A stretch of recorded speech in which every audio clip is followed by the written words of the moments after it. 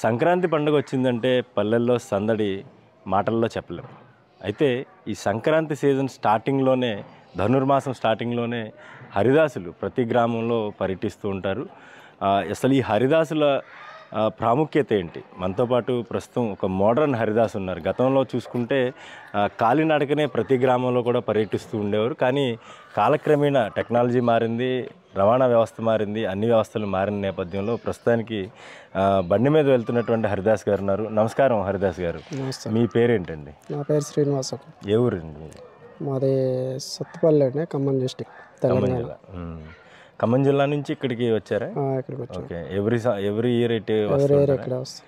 ఏంటండి అసలు హరిదాసు ప్రాముఖ్యతని ఈ రోజుల్లో చాలామంది తెలుసుకోలేని పరిస్థితి ఉంది. అసలు ఏం చెప్తారు? హరిదాసు ప్రాముఖ్యత ఏంటి? అసలు ఏం చెప్తారు మీరు?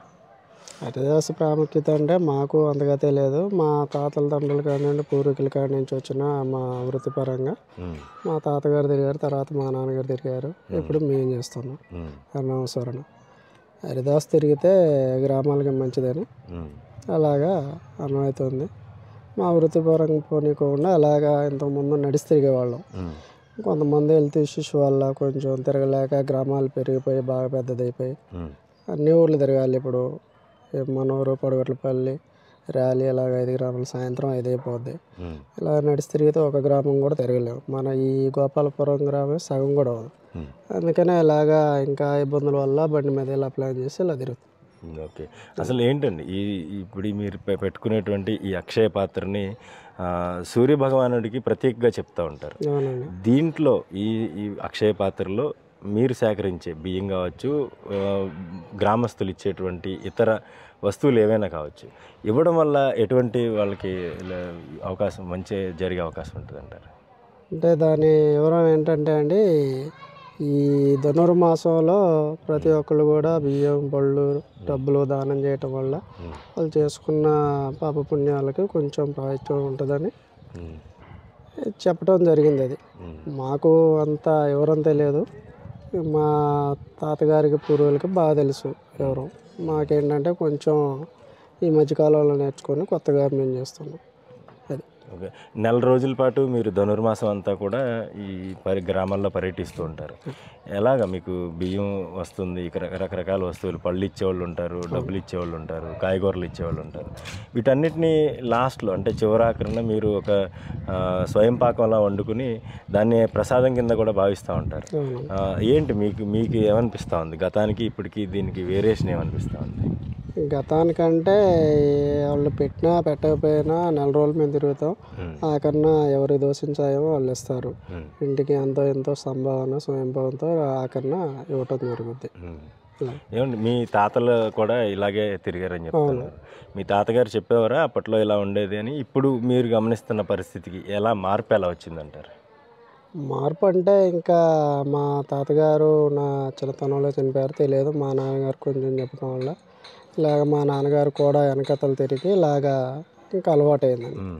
మిగతా వాళ్ళు నెక్స్ట్ జనరేషన్ కూడా ఇంకా తిరగదు, మా తరంతో అయిపోద్ది. ఈ బండి మీద కూడా ఇంకా తర్వాత బండి మీద కూడా తిరిగే హరిదాసు కూడా కనపడ్డాయి. ఇంకా ఇప్పుడు తిరిగే హరిదాసుల వరకు ఇప్పటి వరకు అయితే ఈ బండ్ల మీద అయినా ఇలా తిరుగుతున్నారు. ఇంకా తర్వాత నెక్స్ట్ జనరేషన్ చదువులని, జాబులని, ఎవరు పనులు వాళ్ళు అయిపోద్ది. ఈ తిరిగే ఇంట్రెస్ట్ కూడా లేదండి. ఇంకా అయితే ఖమ్మం జిల్లా నుంచి వచ్చాను అంటున్నారు మీరు ఇక్కడికి.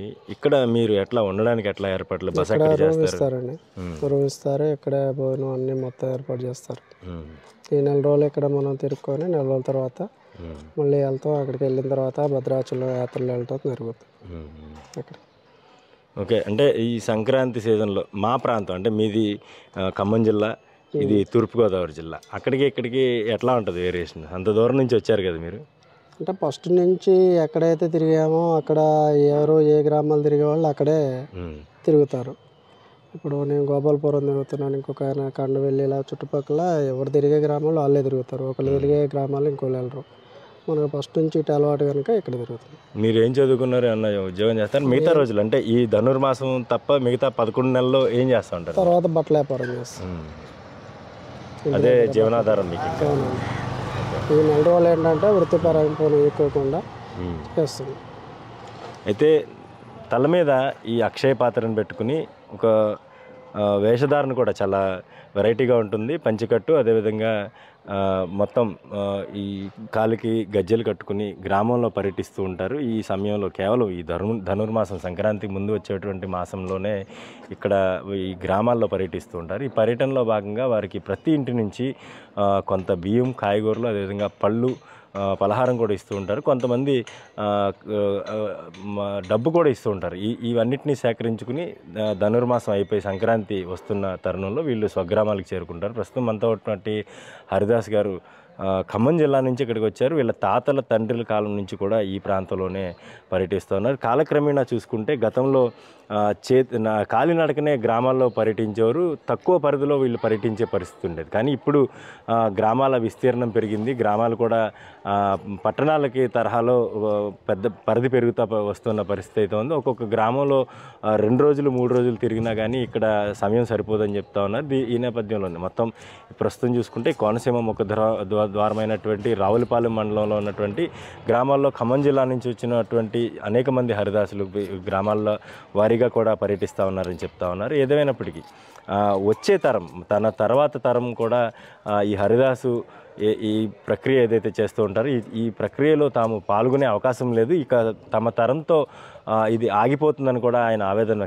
వ్యక్తం చేస్తూ ఉన్నారు. అయితే సంస్కృతి సాంప్రదాయాల్లో భాగంగా హరిదాసు ఎప్పుడైతే గ్రామాల్లో పర్యటిస్తూ ఉంటారో, గ్రామాల్లో ప్రవేశిస్తుంటారో అప్పుడే సంక్రాంతి పండుగ వాతావరణం గ్రామాల్లోకి వస్తూ ఉంటుంది. అయితే రానున్న రోజుల్లో ఏదైతే ఈ టెక్నాలజీ పెరుగుతూ ఉంది, మొత్తం ట్రెండింగ్ కూడా మారుతూ ఉన్న నేపథ్యంలో హరిదాసులను ఇకపై చూస్తామా లేదా అనేది కూడా ప్రతి ఒక్కరు ఆలోచించాల్సిన అవసరం ఉంది. కొత్తపేట నుంచి నేను శ్రీధర్, ఐడ్రీమ్ న్యూస్.